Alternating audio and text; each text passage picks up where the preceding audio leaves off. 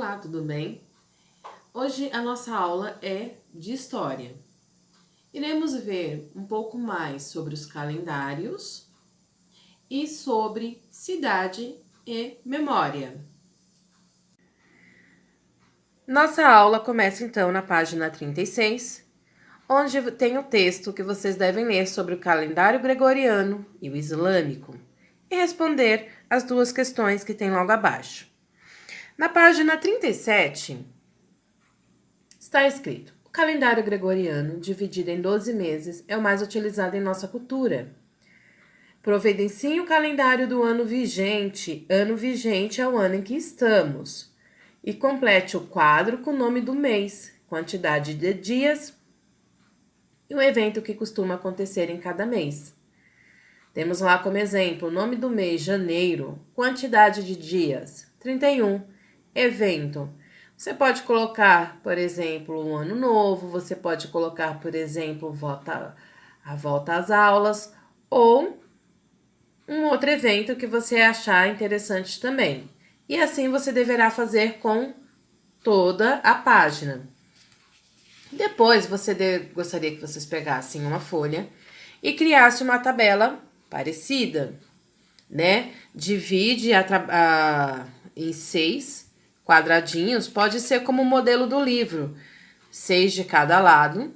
Coloca também a quantidade do mês, a quantidade do dia, só que aí você vai representar o evento com desenho, tá bom? Então, assim, eu fiz numa folha de sulfite, como será com desenho, acredito que fique melhor. Você pode dividir utilizando a régua, tá? Pode passar canetinha e então colocar o mês, os dias e os desenhos, tá bom? Que represente aquela data daquele mês. Aí nós temos lá na unidade 2, a abertura da unidade Cidade e Memória. Aqui nós temos na abertura da cidade o Largo do Pelourinho, no município de Salvador, que fica na Bahia. Essa foto foi tirada em 2015. Aqui na página 39 tem duas perguntinhas. Como são as construções e o calçamento, ou seja, a rua, tá? Do local retratado na foto. No município que você vive, existem construções semelhantes a essas? Quais? Eu gostaria que essas duas questões, juntamente com as questões que tem na página 40 e na página 41, você pudesse responder em uma folha à parte. Não precisa copiar a questão, só coloca a página, tá bom? Por exemplo, resposta da página 39. Coloca o número 1 e responde, número 2 responde. Depois, resposta da página 40. A letra A responde, letra B responde e o mesmo com a página 41. Aqui na página 40 nós vamos entrar no conteúdo Cidade e Memória Indígena. Os grupos sociais que vivem em uma cidade podem ter diferentes marcos de memória. Na cidade do Rio de Janeiro, por exemplo, existem diversos marcos de memória. Conheça alguns deles.